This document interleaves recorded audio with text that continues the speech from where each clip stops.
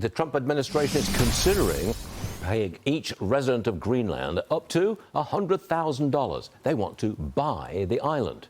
Kevin O'Leary joining us. Kevin, you make deals. Is this a good deal for the Greenlanders, $100,000 a pop?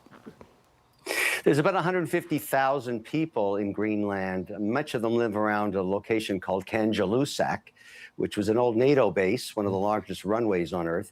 That's not enough. They're not going to do the deal for 150K. I think if he got up to $1 million a person, which would be very cheap for the deposits that are there, if we're really trying to do a transaction, but to be honest with you, Stuart, I don't think this is going to happen. I really don't. I think it's a great start to a negotiation between some kind of an economic alliance, because the place does need capital to develop some of its resources.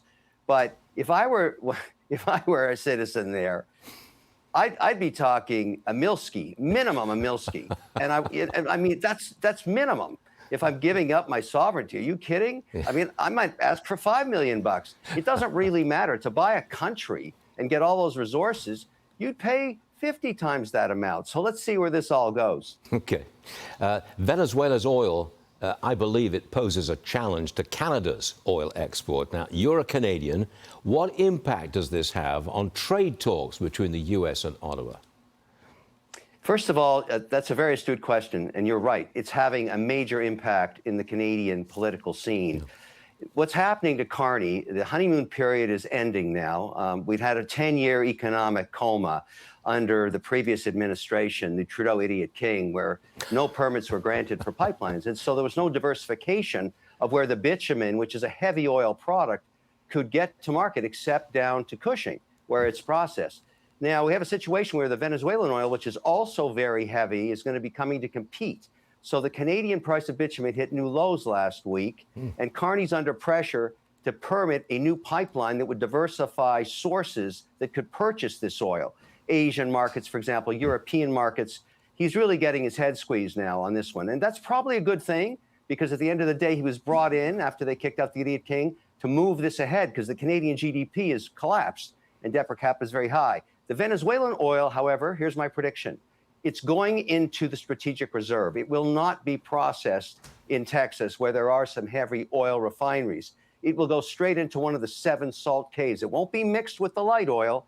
It'll be just put there to top up the strategic reserve. And by the way, in historic times, the last 20 years, much of that Venezuelan heavy has ended up in the strategic reserves, which could use some topping up. So that's where we're at. You got the head squeezer up north, and you got new source supply for the strategic reserve.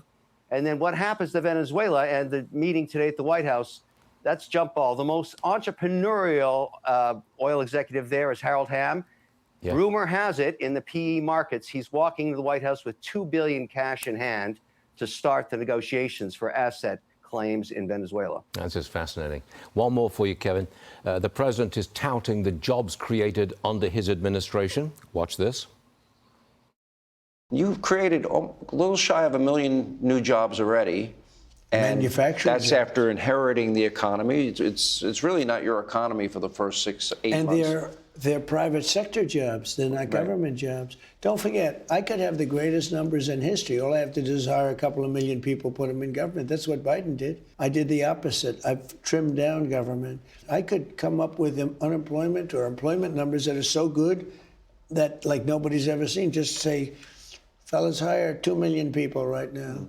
But you can't make our country great that way. That's how you go into trouble. That's how you become Venezuela. What do you think, Kevin? The only good jobs are private sector jobs, and get out the way of the government. What do you think? Well, I believe in that mantra, obviously. I'm a private sector guy. 75% of jobs created in America are small businesses, family-owned, 5 to 500 employees. However, what's going on here, and I think this makes sense for the administration to start, because it's not just Trump talking this, they're job-owning midterms. So obviously employment really matters, but so does affordability. That's a big issue. And now healthcare is coming up the rear. So you got big issues here. Employment, which has the specter of AI over it. People have been talking about that. But affordability is going to be the mantra of this midterm election.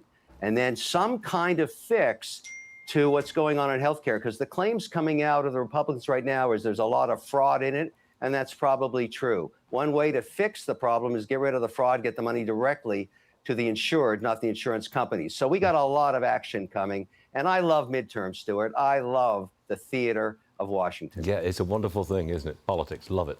Kevin O'Leary, you're all right. Thanks so much for joining us, Kevin. See you again soon. Take care. Sure.